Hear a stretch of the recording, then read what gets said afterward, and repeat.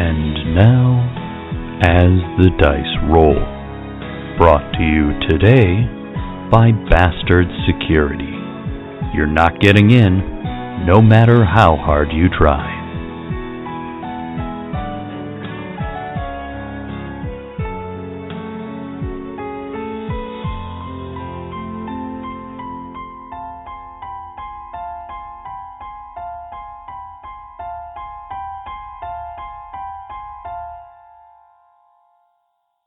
Previously on Cautious Optimism.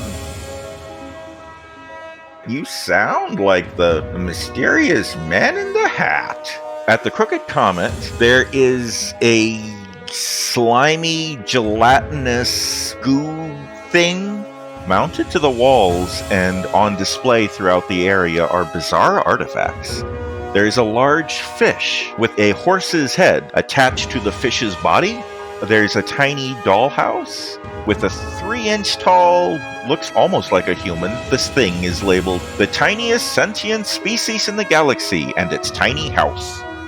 Hi, Hank, I'm Sword. If you have a shipment of valuable things, I would like to buy that from you.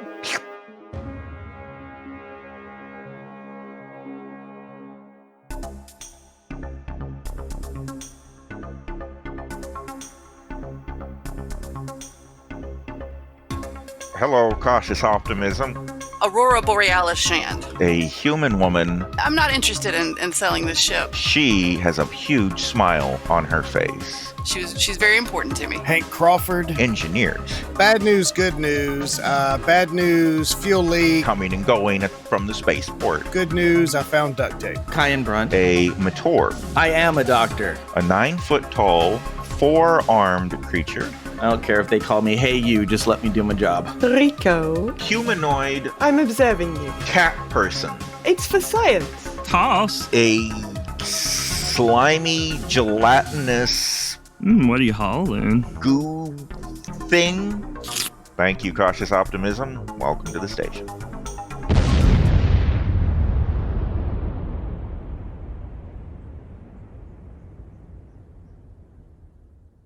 You guys were just getting into your rooms in your hotel, and I believe a question had been posed by Hank as to whether Rory or Rico wanted to spend the night with him.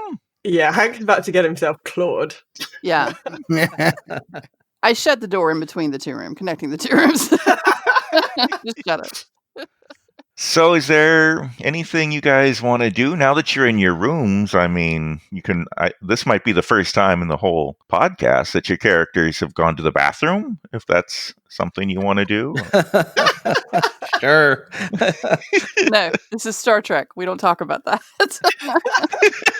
But is there what do you want to do next? I think you've got an appointment at midnight with the gelatinous blob guy. Until then, I think you have a few hours before then, so how do you want to spend your time?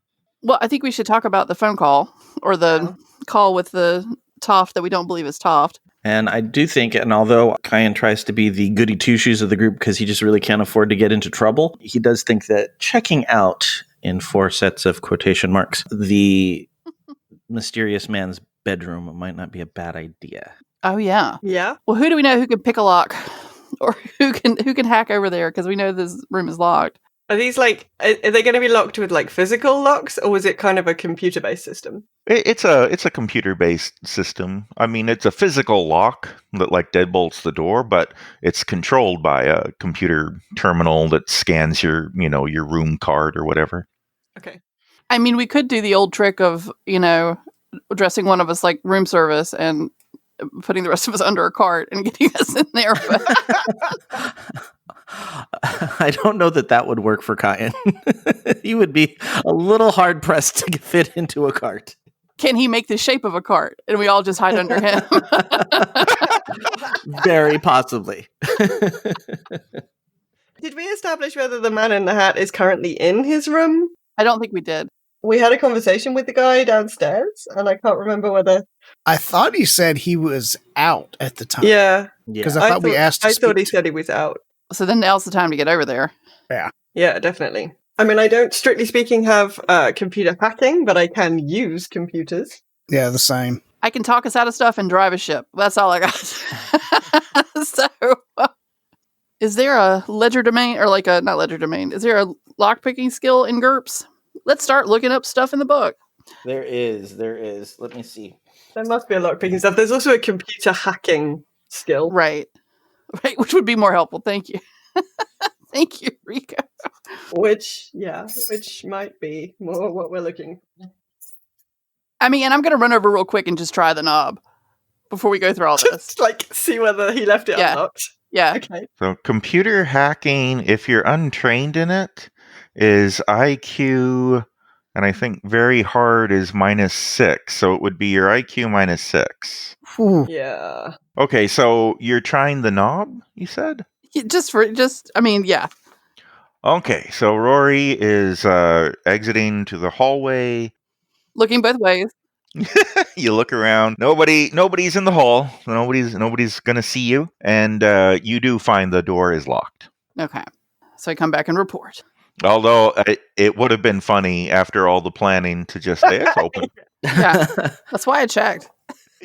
Do you want me to just force it? No, we really don't want him to know No. we've been there, so we're going to have to get in there by some level of either subterfuge or hacking. Well, if hacking is a base skill of what'd you say, intelligence? Yeah, IQ IQ? -6. I mean, I think we're all pretty level in that right now. Yeah. So, I mean, I could give it a try. We could all give it a go. If we mess it up really badly, is it going to set off some kind of alarm? Yeah, there's potential that three failed entries is going to trigger the system. So Yeah. Oh, wait. Can we what sort of security is in the hallway? I step out into the hallway and look to see what sort of camera situation they've got. Okay, make a perception check. All right. I got a 9, and I believe that my perception's 12. I'm pulling my sheet up. Should have done this first. Sorry. Okay. Well, if that's a 12, then you made it by 3. Yes, my perception is 12. Okay, so you made it by 3. Okay, so as you examine the hallway and everything, you see one protuberance from the ceiling that at first you think might be a camera, but upon closer inspection, it's just a smoke detector, smoke alarm dealie. So you do not see any cameras in the hallway. Okay. Good to know. I pass that on. There's no cameras in the hallway. Okay. I mean, I guess maybe one of us should have a go and see how badly it goes. yeah, what I was kind of wondering is if between our computer programming proficiencies between me and you, Raven, if we could hook your tablet into my field computer and maybe get a bonus going into this check, you know? Yeah, I mean, I also have some engineering and stuff going on with my science. Mm-hmm. We do have our own key card. We do have a key card. Yes, we do. You can figure out how it's programmed and then reprogram it using science and computers. Using science. Science. I mean, yeah, you guys could certainly attempt that. That would be a computer programming skill, I think, because you'd be reprogramming the card. Yeah, that would be more programming than hacking. I like it. Yeah. Yeah, okay. Well, I've got programming at a level 11. 11? Oh my. Better than I am. I put a point into it or something. Is that something you guys are doing? I think so. Yeah, I think we should try to reprogram our card to open that door. Okay, I'll give it a roll. All right. It'll take about like an hour to jury rig the system that you're trying to put together, because you're combining like your tablet with the cat person's computer and then integrating the card into that to try to reprogram it with all the computational power you can muster, right? Yeah, we are MacGyvering the shit out of this. Oh, yeah. Oh, absolutely. There is spit, duct tape, and bubble gum involved. Okay. So I'm going to say it's about 10 p.m. when you get this whole thing going and you're ready to start reprogramming your card. So now go ahead and make your roll. Come along, guys. 6, 7, 8, 9, 10, 11, 12. No! Oh, no. No. No! Now you win a tie. What is your skill at? My skill's at 11. Oh, Yeah. You failed by 1. Failed by 1. Well, that's just barely failing. So I say after about a half hour of working on it, the whole your computer just crashes and starts like rebooting, and you realize that any progress you might have made, you'd have to start all over again. Bollocks. Sorry, everyone. You did your best. Kyan and I were just pacing, drinking coffee, being of no help. Yeah, no, exactly. I imagine the whole time Kyan's just like, I could just bust it down, guys. This looks real complicated. He's really hesitant to do anything that's going to get him into trouble, because Right. even if he doesn't do something, he's going to get in trouble. So That's true. Yeah. he kind of feels like it might be the only way in, but he's not going to push the issue. What's the layout of this kind of hotel? Are there any like windows outside or any kind of, would there be any other ways into that room? I mean, I think each room has a window, but it's out into, well, no, you're at the center of the station. I was about to say it would be out in outer space, but you're at the center of the station, so there wouldn't be. You do have a window, but it is just out into the back alleys behind the commercial area of the space station. So, yeah.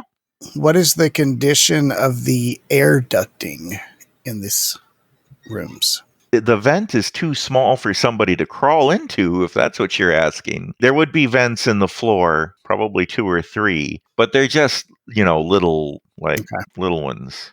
I've got an idea. Go for it. If the guy who's downstairs or whoever is manning the count, if we can wait until we see that there's somebody different manning the front desk, I or Rico can sneak down wearing just a towel as if we've gotten locked out of our room and see if we can get his attention and get him to come let us into the room. It's such an awkward situation that they're not going to ask too many questions and they're going to want to hide away a naked person Right, or almost naked person. Yeah. I see the relevance in waiting for shift change. Yeah. Don't know when they would be changing shifts, though. You know what? You could use a similar subterfugal tactic and go down there and flirt your way into finding out what time the Matorb gets off work. Could. Still trying to figure out how, not intimidation. I know how to intimidate. I could intimidate him, but I don't know that that's going to help as much. I'm still trying to figure out how to change people's, like, there's got to be a skill. It can't just be fast talking. Unless maybe it really is just fast talking. Oh, to actually persuade as opposed to talk them around it. Yeah. I probably should have taken that instead of social chameleon. Yeah. Because we're not dealing with upper crusts.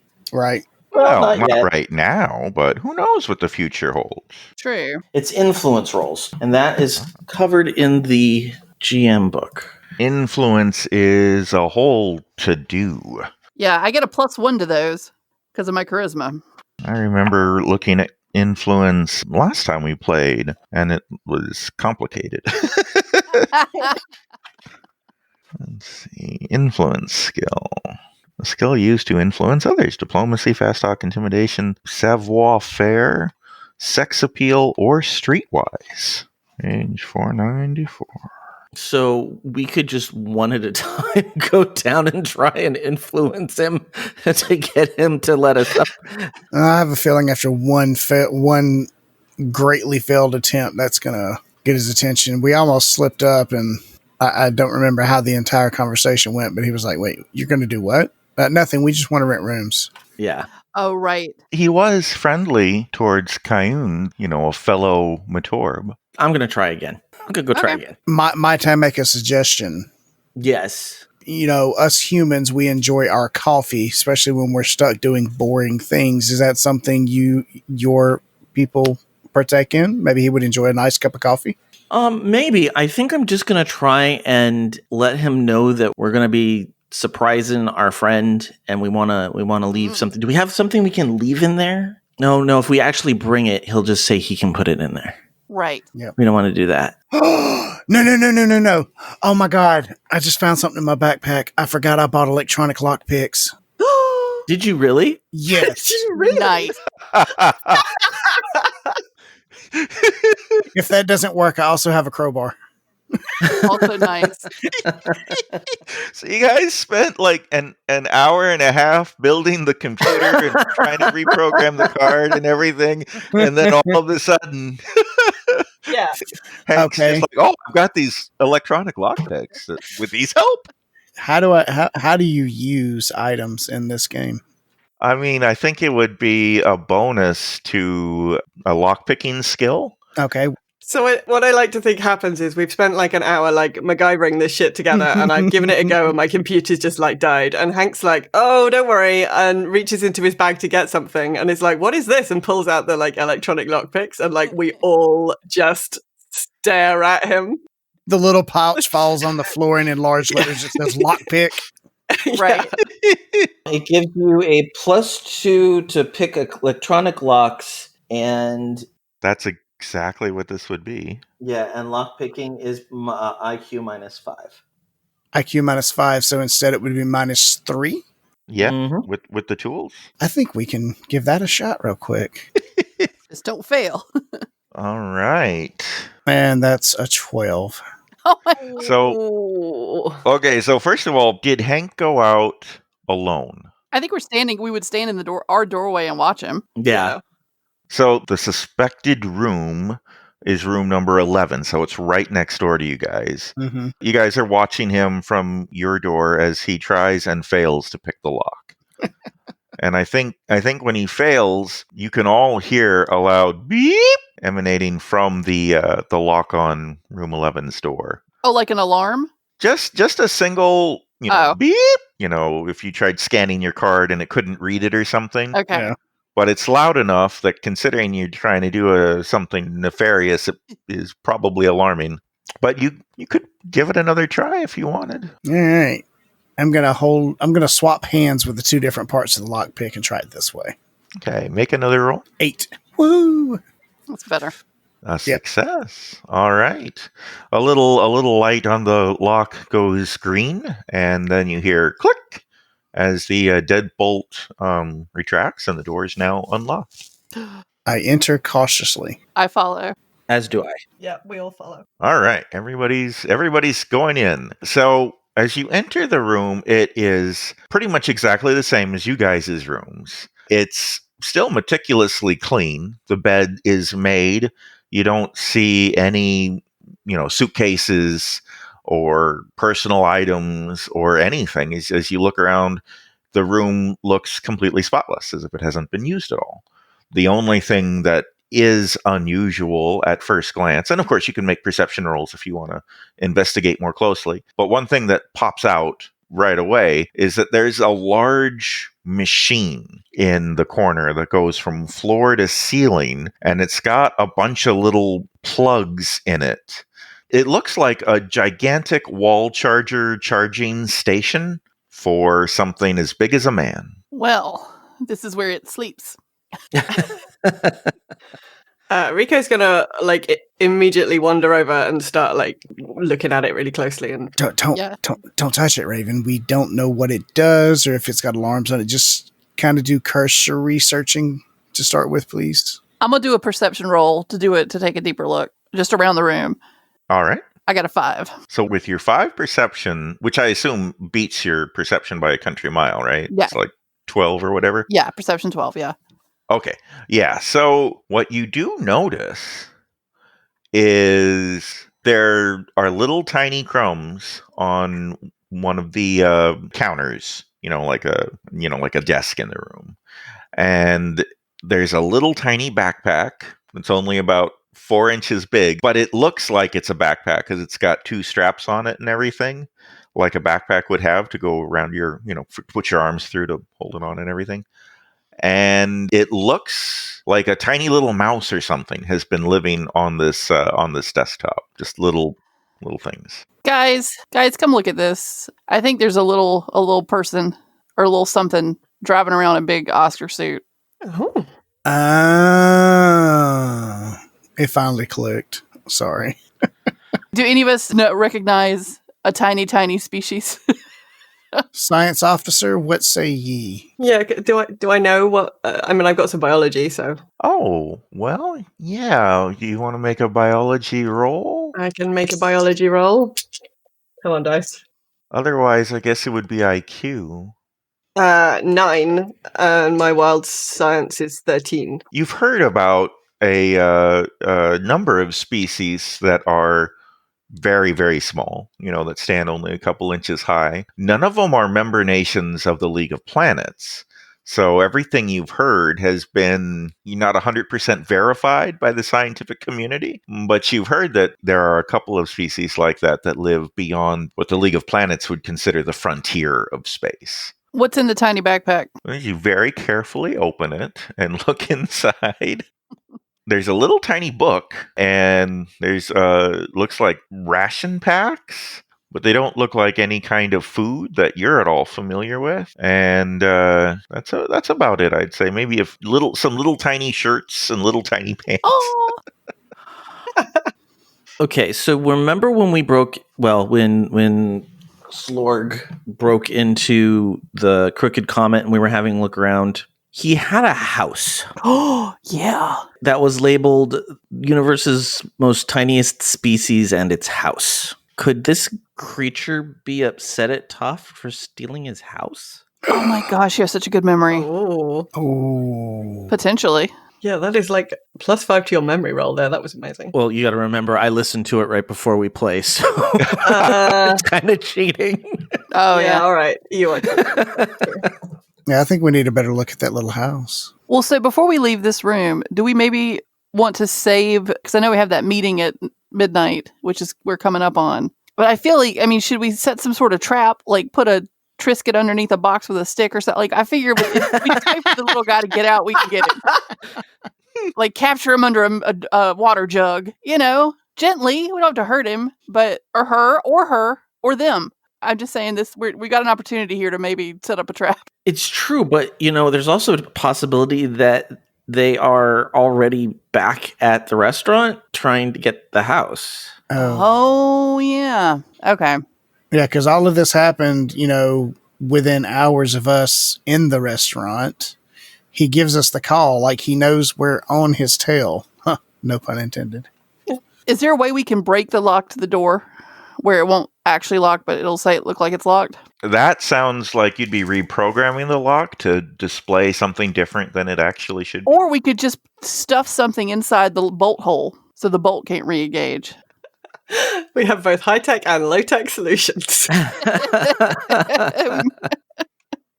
It could be a magnet lock and then that won't work, but I don't even know what kind of roll that would be. I guess I would roll to see if it was successful. Because if you try to, stick a wad of bubble gum or something in the deadbolt system to stop it, you won't know for sure until you close the door and it would try to lock. right. Just a thought. I've probably got gauze in my medical equipment.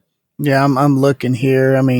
First aid kit. I've got personal basics. In the room, is there a washcloth? Is there a Sure. Yeah. the bar of soap that they would that you get in a hotel? We could mash that up and put it in there, and then that would at least form to the hole if it's that sort of deadbolt or that sort of lock. Yeah, no, it is that kind of lock, and there's certainly, soap and toiletries and stuff in there in the room. I feel like we need something more solid than soap, though. Deadbolts. Yeah. These electronic deadbolts are typically pretty heavy-handed. What about a tiny backpack? I'm just playing. I look around and just see if there's anything like that we could use, and explain to you guys what it is I'm trying to do. So if we can, great. If not, also great. Can we make the roll and then assign what it is based on a success or failure? It doesn't really work that way. You kind of have to do the thing, and then we find out if it worked. No, then we can say what it was as far as what we know what we're trying to do. We just don't know what specifically we want to use for it. Oh. So we could say, you know what I mean? We could use lots of paper that's from the, take a tour around the station, try out these restaurants coupon book that's in the night table stand. It's a hotel room. There's junk in there.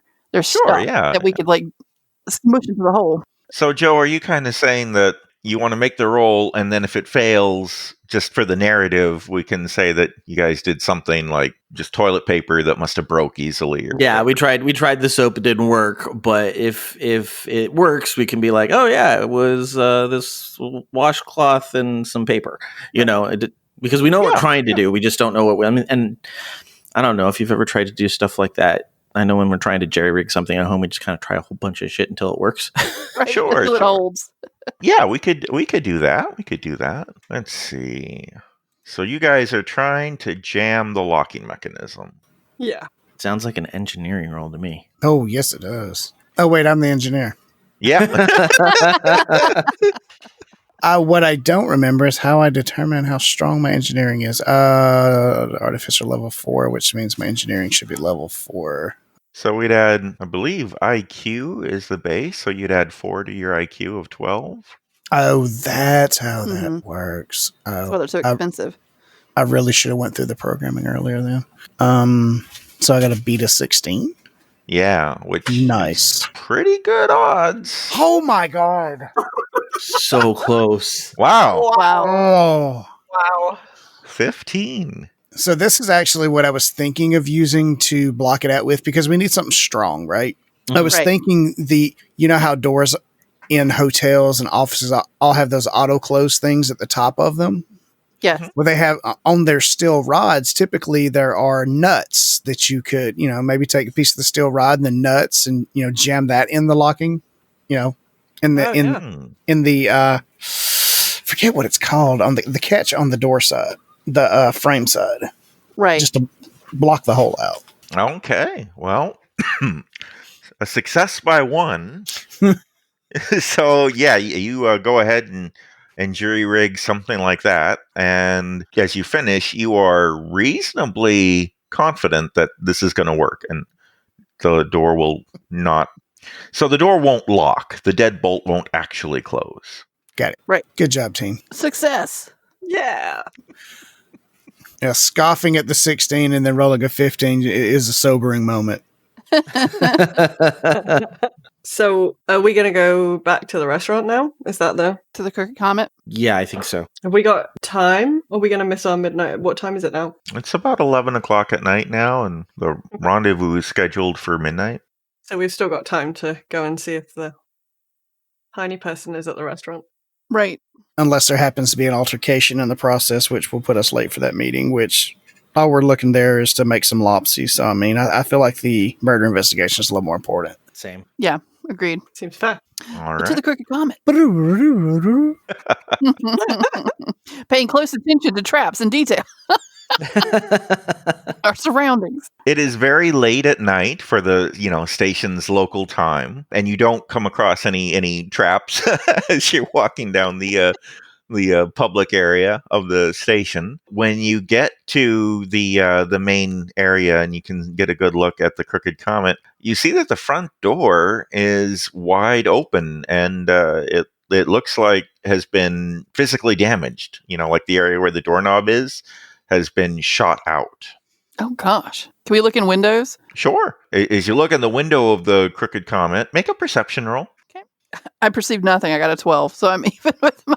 Okay, the lights are off inside there, and there's not much lighting outside either, because it's simulated nighttime, so it's just too dark to see anything. Gosh darn it! I'm going to try as well. No, wait, Joe, wait. I can pull out my night vision goggles out of my backpack. Oh, I'm a cat. I've got night vision. Oh, Organic night cat. vision. fine. If you want to go with the natural thing, go ahead. I've got 4 levels of night vision. So what am I doing? Adding that to... Oh. Add that to your what is perceptions IQ. Add that to IQ. your IQ. Okay, so my IQ is 12. Another 16. Come on, die. 11. 11. Okay, so from what you see, it looks about the same as when you were there. It looks like it's been like there's some tables and stuff that are overturned, and the artwork, the giant painting on the back of Oscar Toft, looks like it's been vandalized in some way. It's got like horns, devil horns have been drawn on it, and like some of his teeth have been blacked out, and there's all kinds of and like stink lines coming off of them.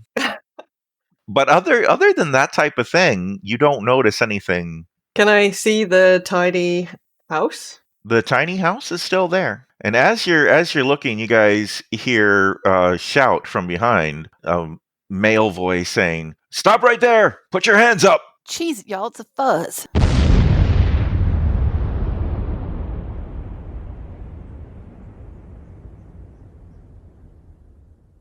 And so our crew was finally able to beat the door boss.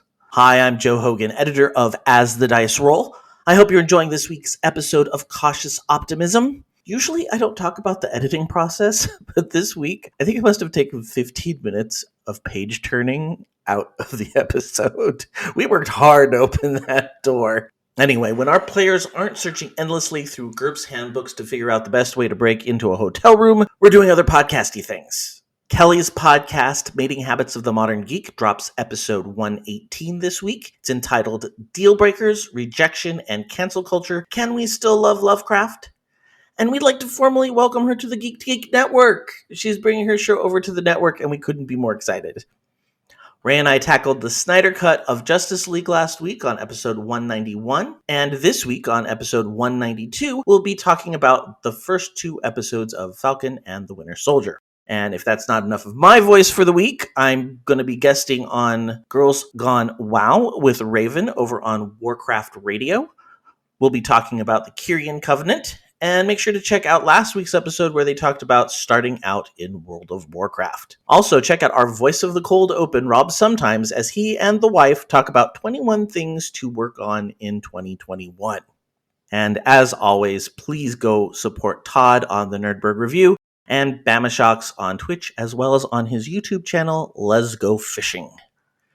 I am on spring break this week, so not only am I going to be preparing for the launch of our Monster of the Week campaign, What Is Not, but I'm also planning on updating the website a little, and one of the features we're adding is crew logs. The first log going up will be from Captain Rory Shand. We're excited to see what you think of this new feature and the updated site, so go check our social media out to know when all of this goes live. And while you're there, we'd love to hear from you. Email us at podcast@asthedicerollcast.com. Or better yet, you can leave us a voice message. Just click on the link on our website, asthedicerollcast.com.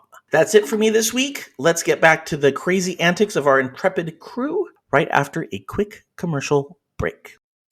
When toxic culture has you down, when you're just looking to laugh and have fun, kick back and enjoy watching a video game, or just make some new friends, it's time to visit the Geek Media Network, a community of podcasters, streamers, and bloggers. Well, more of a family than a community. All dedicated to geeking out about the things we love. Things like video games, Star Wars, comics, movies, K-pop, Disney Plus, Keanu Reeves, new, or whatever our community decides is the next best thing. That's right. We have a great online community on Slack and Discord where we chat about our weekly geekery with listeners and viewers. And each other. Yep, and each other in real time, and we can't wait for you to join us. So come check us out at geektogeekmedia.com. And escape toxic fandom for something much more... Keanu? Yes, Keanu. And as you're looking, you guys hear a shout from behind, a male voice saying, "Stop right there! Put your hands up!" Jeez, y'all, it's a fuzz.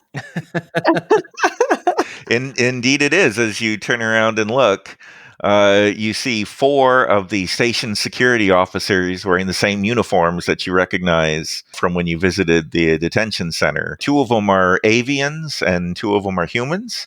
And they all have laser pistols drawn and are pointing at you. And one of them in front repeats, "Hands up." Oh. Wait.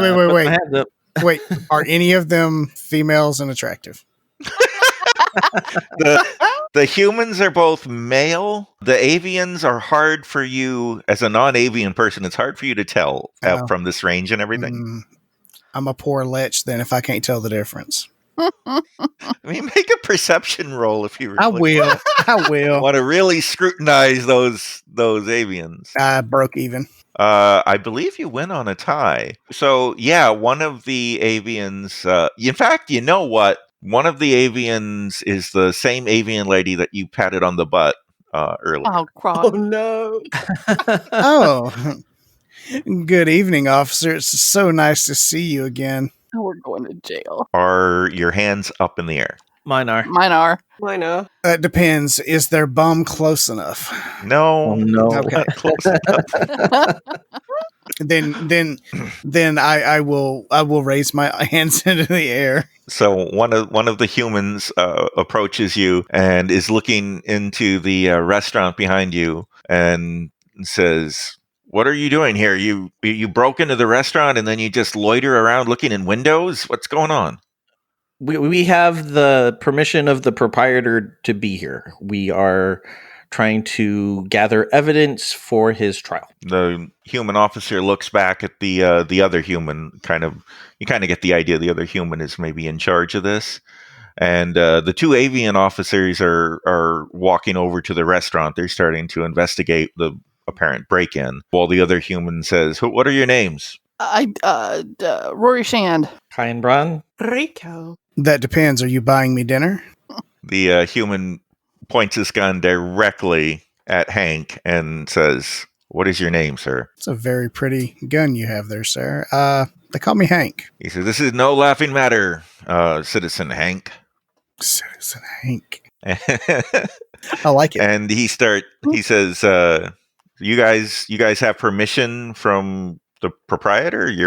You're working for him? Oscar Toft has hired us to try and clear his name, and when we got here, we saw that the door had been smashed in, and so we were taking a look around to see if we could figure out who did it. So he takes the communicator on the lapel of his, shirt or whatever, and he kind of taps it, and he starts talking into it. It seems like he's communicating with headquarters. And as he's doing that, you hear one of the avians who's now entered the premises starts laughing, and she says to the other one, "Look at the painting, Squawk.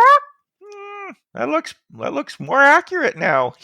Squawk." And then the human who is radioing headquarters, he stops talking into his lapel and he says, "Okay, you can put your hands down. They apparently Oscar Toft vouched for you. He's saying you're investigating for him, so I guess that's fine. But if you need it in." You guys are saying it was already busted open. The door was already busted open when you got here. You just happened, big coincidence, to show up here right after it was broken into? Well, I don't think it was right after it was broken into, because someone had time to go in and vandalize some things. So it seems like it's been broken into for several hours now. Hey, we got here as fast as we could. We have a lot to do. You don't know how hard our job is. Not at all questioning that, officer. We were just letting you know what we knew was going on so far. Thank you for your fast response time. Thank you. All right. Well, did you see anything? Did you see anybody leaving the area? Anyone inside when you started looking through the windows? I mean, you have any information that could help us? No. One of the avians comes out and says, "Looks like that seahorse thing of his was stolen." And he says, "Oh, why would somebody steal that disgusting piece of art? Hey, that's not worth breaking into the restaurant for, is it? Jeez." And he starts walking in to look inside, and the other human, the lower ranked human, says to you, "Well, I guess you're free to go. Sorry about that." And then he starts walking into the building too. No problem. I sort of motion for everybody to get out of earshot of the authorities. Well, let's let them do their job. What did we see when we were in there other than the vandalism? Was there anything else missing, you guys? No. Did anybody else do a perception? So the tiny house was definitely still there. Yeah. The tiny house itself was definitely still there. But we didn't look specifically at anything else. I don't believe so. Remind me, the little tiny house, did it look like it had been like a terrarium where like... That would be... I mean, I was imagining it as a dollhouse, but it would be like a terrarium in that it would have like a glass enclosure around it and everything. So, does it still have the glass enclosure, or did it? Ooh, let's see. I don't think you knew. Well, what did you roll? What did the cat lady roll on her perception check? 11, I think. All right, and out of 12, so you just barely 12. made it. Oh yeah, we just barely made it. I'm going to say you can't be certain. Because if the situation is that this tiny species was being kept, a sentient species being kept as a pet or as on display, that would motivate me to murder, or to at least frame someone for murder. Yeah. What's the connection between this creature? Like, we've got a possible connection between the creature and Toft, but we don't have a connection between the creature and Simonson, or whatever his name is. Yeah, Simonson, the victim. Yeah. So what? Like, why Simonson? Follow this line of logic. We've got Oscar Toft, who is an extreme egomaniac. Like, he thinks he's better than he is. Like, he thinks he's more important than he is. What if the body double and the little creature running the body double are actually in cahoots with him, and he just didn't know it killed Samson? That's an interesting angle. Like, that would explain why the house is there. I mean, they could be business partners, you know? Could be, because we still, where did the tiny guy get the suit made? Because that's not something you could just order off the internet. So he had to have access to money and to someone who could make such a thing. So that's a lead. And then, yeah, it could have been, where does Simonson factor in? Well, and also we've got Faluvia. That's a connection between all of this. And has anybody noticed she's a lot larger than other avians? I mean, I noticed it, but it's rude to talk about such things. Well, but I mean, it's just so different than anything. Well, that's a good point. Rico, in your studies, have you seen somebody the size of Faluvia among the bird people? That's a good question.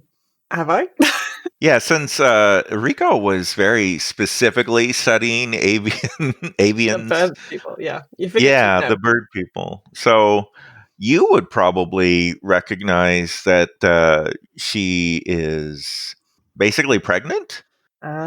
She's large because she hasn't laid her eggs yet. But you would be the only person in the group who would be able to recognize that, probably. Okay. So I would share this knowledge with the rest of the group. So wait, so there's now we think there's multiple eggs inside. Yeah, the avian people usually lay like, and I'm totally just making this up now, but yeah, they usually lay like, that's not how eggs work. 3 or 4 eggs at once.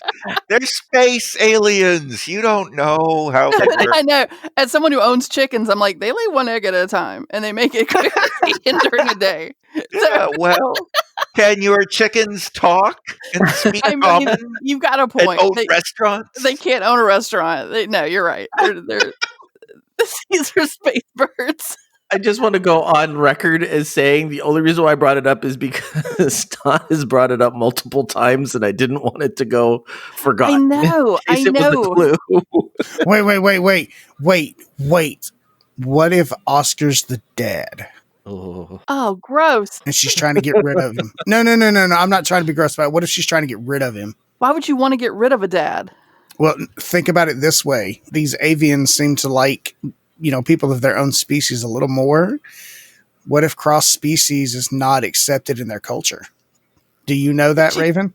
Don't know. I'm slightly trying to wonder how that would even work. But but you're right. Space biology. I would say, Rico, you have never seen anything about an avian making a child with a non-avian. So you wouldn't be sure if that would be even biologically possible, much less how their society would react to it. Right. Also, you get rid of the eggs because you're still going to have these if they're half-breed children who look like Oscar Toft and this restaurant lady. You might as well just kill everybody. And a bird body other side. like no one can know my shame. I'm going to murder the entire world. Instead of just maybe not have these eggs. That doesn't seem like the most likely explanation. Okay. But it was a nice idea. I'm thinking about changing the story to make that reality. I really like that idea now. Well, how about this? Why don't we go see if we can still make our appointment with our friend and see if we can, come up with any other evidence. Think of anything else that we can, do with this information. Okay. Before we leave, Captain, do you think it would be a good idea for you to have a private conversation with the guy who seems to be the detective here and see if we could work together on the case? Maybe if they find something out while we're in our meeting, we could meet back up with them, kind of thing. I mean, I can. It was my interpretation, correct me if I'm wrong, Todd, that the police are not interested in clearing Toft or anything. Like, they're shutting dry on it. Yeah, your impression when you talked to him down at the detention center was that they feel like they have caught the murderer, and they kind of feel like it's case closed. Well, we also have some evidence that we could share with them. True. I mean, I'll talk to the receptive detective, and so I go over to talk to him.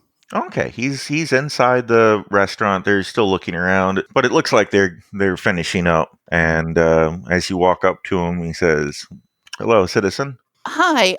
So as you know, we're working on this case. What do you think happened here? Do you think it was just regular vandalism? Well, your boss, Mr. Toft, was not very well liked by a lot of people, so I don't think it's surprising that now that he's in jail, people are, breaking in and vandalizing his store, stealing his collectibles, his museum pieces. I don't know what you'd call that horrible seahorse thing. Yeah, that thing was weird. I don't know why anyone would want that. Yeah, right? Yeah, that was gross. Somebody smashed the glass around that stupid dollhouse thing. Oh, that little house? Yeah. What was the glass keeping in? Was there something in it? I think it was just he didn't want kids like playing with the doll in there or something. I don't know. Maybe he just thought it looked classier, like a real museum. The guy's kind of full of himself. Yeah, no, I agree. Was the glass broken in or broken out? I didn't pay that close attention. It's just broken. It's broken glass. Like, whatever. Somebody just came in here and, messed up the place. It's not surprising. So, could I ask a huge favor? You called him our boss. It's more like he's our client. Okay. If you all find anything, would you mind if we come by later and sort of compare notes and talk about what's going on? Because it seems like everyone on the station had a grudge against him, and so it's any sort of help you could give us would be great. Yeah, I think since you're investigating the case and everything, we can give you a full copy of the report once we've typed it up and everything. Thank you. Sure. Let me ask you, why are you helping that guy? Is it just the money? So far, yeah. Yeah. How much is he paying you? Oh, I can't disclose that. It's part of our agreement. If I was a private citizen, I can't imagine how much money it would take for me to want to work with that guy. Really? He was that hated? Okay, look, between you and I've always suspected that he came by these knickknacks that he hangs on the wall and everything illegally. I've never been able to prove it. As an officer of the law, I have to find evidence, and I've never been able to prove that, so I can't act on it, but he just struck me as a shady character. And between you and me, he is way too much money for somebody who just runs this stupid restaurant. Right. You know what I mean? Like, he's up to something. It doesn't add up. I know you have the video, and I know the video shows him shooting Mr. Sillisom, but there will be a lot of people who might be out to frame him and who could benefit from him being gone and get this money. Correct? Yeah. So, but are you saying that he was framed? Is that where your investigation is? Yes, definitely. I mean, we have to disprove this video somehow, or we're not going to get paid. Yeah. All right. Well, I mean, I guess that's for a judge to decide, but it seems like a stretch. How would they frame him? Oh, there's all kinds of things you can do. You can superimpose on the video. You can have somebody dressed up as him, like a body double. You could have all kinds of things. There's all kinds of ways to do it. Tampering with police evidence and body doubles. I don't know, lady. Everything you're saying seems pretty wild to me. Well, I mean, this is why if it was easy to prove, we wouldn't get paid for it. All right. Well, I'll make sure you guys get a copy of the report, and good luck to you, I guess. Thank you. You all seem like nice enough people. I just don't know why you're working for that jerk. Well, because money's green, so. I hear that. Do you want to say anything else to him, or? I don't. So, I mean, Hank, you can be there if you want to add anything. I think what we probably need to do when we pick up the report is talk to someone a little higher up. Okay, and in the hopes of finding out what? Is sharing of information. You know, maybe we need to get a little more info on our neighbor at the hotel before we talk to them. But I think if we can get something conclusive that would get them to maybe look at the case differently. You know, right now we just have the guy, you know, to this point, everybody who's seen this, our supposed robot, has only seen him like in a trench coat and a hat. So, right. Yeah, so we just got to get something concrete. I mean, even if it's just a picture of the robot, you know, looking like Toft. Right. Okay. Do you want to do anything else? I know you had talked about going to the rendezvous. If we have time, that'd be great. I think it's going to be about midnight after all of this, and including, you know, walking over to the ship and everything. So.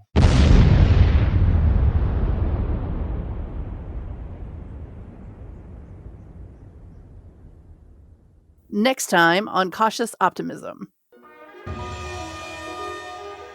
Would you be interested in doing business with me on another venture?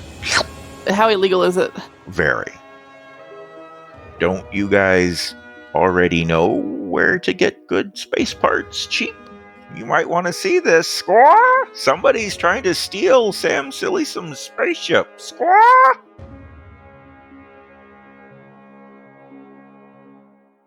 You've been listening to As the Dice Roll. The As the Dice Roll intro music is The Soap Opera by James Bowers.